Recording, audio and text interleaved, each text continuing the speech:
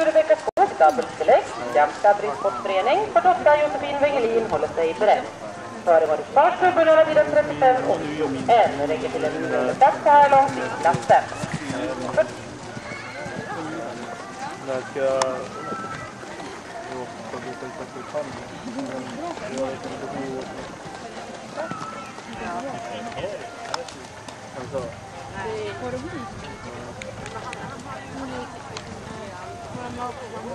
Så hans teknik som är lite slutar vidare för jag sitter från mig.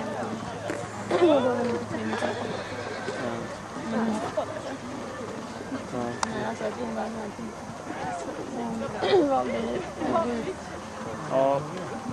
Hon kanske var jättespänd. Ja, det gör det. Ja, alltså hon var ju helt förstörd av min innan. Hon försökte träffa henne liksom.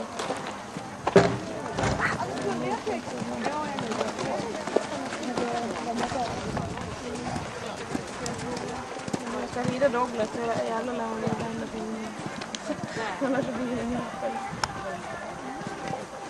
Man lär mig så mycket. Jag är glad där mycket. Det är lite mer spännande. Alva hon typ hoppar allting och så hoppar hon jättehögt. Man behöver aldrig oroa sig att hon blir riva. Jag tror hon är rädd för det.